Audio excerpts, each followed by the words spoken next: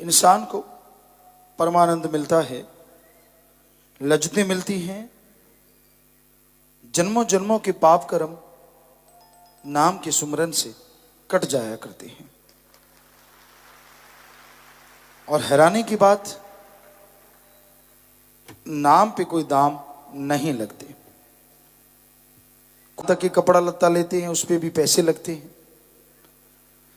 और आप मौसम के अनुसार कपड़ा खरीदते हैं ताकि सर्दी से बचा जा सके, उस पे और ज्यादा पैसे लगते हैं। पर है ना हैरानी की बात, आपके आने वाले भयानक से भयानक रोगों को खत्म कर दे, आपके पिछले संचित कर्मों के भयानक रोगों को खत्म कर दे, ऐसा मालिक का पाक पवित्र नाम बिना दाम के मिलता है, बिल्कुल फ्री मिलता है। तो उस परमपिता परमात्मा का ये रहमो करम है, उसकी रहमत है, उसकी दया मेहर है कि वो अपने पाक पवित्र नाम पे कोई टैक्स या अलग तरह का कुछ कर जुर्माना नहीं रखता। मालिक का नाम बिना दाम के बताया जाता है, और जो भागों वाले होते हैं वो उस नाम को लेके जाप करते हैं, वो और भाग्यशाली बन जाते हैं, उन पे मालिक की और खुशियां बरसने लगती हैं। सो नाम का सुमरन तड़फते हुए लोगों के लिए सुखों का आधार है, खुशियों का आधार है। इसलिए नाम का सुमरन जरूर किया करो।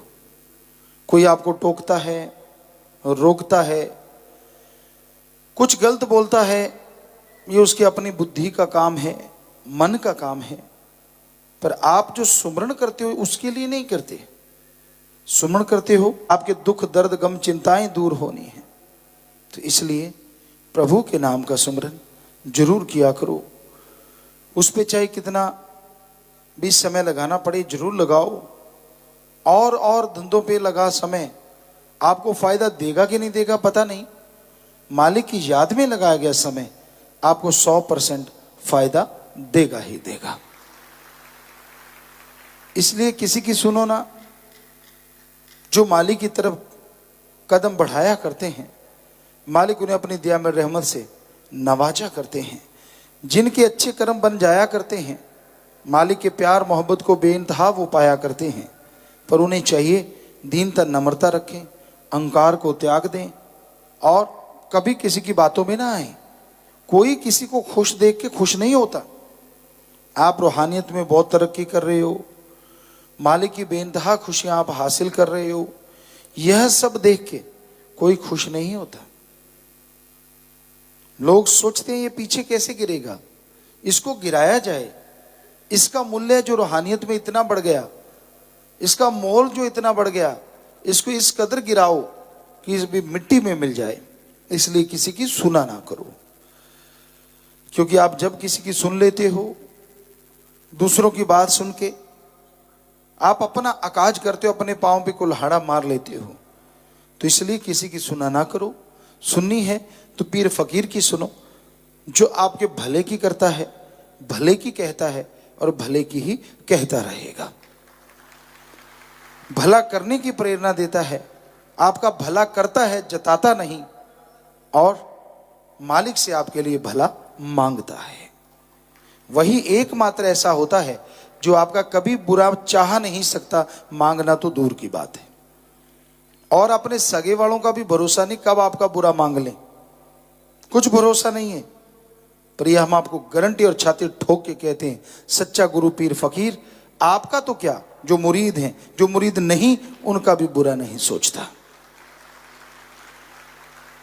उसका काम भला करना होता है। और गलत मार्ग पे चलने वालों को प्यार से, मोहब्बत से, ना माने तो भाई फिर शरेआम उसके बारे में बता के लोगों को समझाना होता है, और उसका भी भला होता है। संत कभी बुरा नहीं करते। इंसान बुरे कर्म करते हैं जिसकी वजह से वो दुखी रहते हैं, परेशान रहते हैं, गमगीन रहते हैं। सुमन करो घंटा सुबह शाम, जितना समय लगा सको सेवा में लगाओ। हो ही नहीं सकता कि आपको कोई परेशानी आए, आपको कोई मुश्किल आए, दुख मुसीबत आए। जब आप पीर फकीर की बात को इग्नोर कर देते हो, उनके वचनों को सुन के छोड़ देते हो, मानते नहीं हो, तो दुखों का कारण आपके कर्म बनते हैं, संतों के वचन नहीं। संत तो भले के लिए करते हैं, किसी को दुख देने के लिए नहीं। तो इसलिए आपके अंदर जो बुराइयां, प्यारी साध संगत, जैसा आपको मालूम है, सच्चे दाता रहबर का जन्म महीना, अवतार महीना आ रहा है, आ गया है। तो जरूरी है कि आप इस महीने में रोजाना कोई ना कोई बुराई छोड़ते रहें। रोजाना जैसे भंगीदास ने नियम बनाया है कि आप अपनी बुराइयां छोड़ने का प्रण लेते रहें, तो इस तरह आप रोजाना जितनी बुराइयां छोड़ें, मालिक को यह तोहफा है, और आपके लिए ऐसा तोहफा जिसकी आप कल्पना नहीं कर सकते। जो गंदी आदतें आप में पड़ गई हैं, मौका है, अवसर है सतगुरु को तोहफा देने का।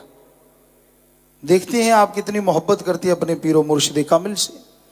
सो बेपरवाह जी को और कोई तोहफा तो नहीं, आपकी बुराइयां ही, क्योंकि जब नाम देते हैं तब आपकी बुराइयों का बोझ संत अपने पे लेके आपको बिल्कुल फूल की तरह कर देते हैं। और आप फिर भी सुमरण ना करो तो बहुत से ऐसे संचित कर्म रह जाते हैं जो आपको भोगने ही होते हैं, तो वो फिर आपको भोगने पड़ते हैं, बहुत सारे कट जाते हैं।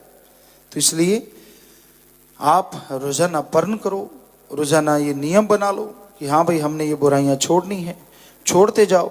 यकीन मानो महीने के आखिर में बेइंतहा खुशी मिलती है, वरना जिस दिन बुराई छोड़ते हो उसी दिन ये लज्जत आनी शुरू हो जाती है कि हाँ भाई अच्छा हुआ मेरे में से ये गंदगी चली गई। तो आपको पता चलता है कि आप में बुराइयां नहीं पता चलता। सुमन करो, भक्ति करो, और जो गंदी आदतें आपको पड़ गई हैं उनको अपने आप से दूर करो, लेकिन मर्यादा को कभी भी तोड़ने ना पाए। जो मर्यादा है, जो परहेज हैं, जो वचन हैं, उनको तोड़ के अगर आप खुशी मनाते हैं तो पिछली खुशियां भी चली जाती हैं, नई नहीं आती। पर वचनों पे रह के, मर्यादा में रह के खुशियां मनाते हैं, पिछली बरकरार रहती है और नई भागी चली आती हैं। तो यह हमेशा याद रखिए। बेपरवाह जी के वचन, सब जीवों से प्रेम करो अगर मालिक को पाना है। सब जीवों के दिल अंदर मालिक का ठिकाना है। सबसे बेगर्ज निस्वार्थ भावना से प्यार करना है, दृढ़ यकीन रखना है। इस रूहानियत के रास्ते पे दृढ़ यकीन के साथ अगर चलेंगे, दृढ़ता से चलेंगे तभी चला जाता है, वरना रोकने वाले रोकते हैं, टोकने वाले टोकते हैं। किसी की परवाह ना करें, प्यार मोहब्बत के मार्ग पे अगे नू बधा के पैर पिछे नू हटाना की, बन के प्रेमी फिर दिल नू डलाना की। तो उन वचनों पे अमल करते हुए आगे बढ़ते जाओ, यकीनन मंजिल मिलेगी। और मंजिल सबकी एक ही होती है, सतगुरु अल्लाह वाहिगुरु राम को पाना। उसे पाया जा सकता है तो उस मुर्शिद कामिल दाता रहबर के पाक पवित्र वचनों पे 100% अमल कीजिए, वचनों को माना करो।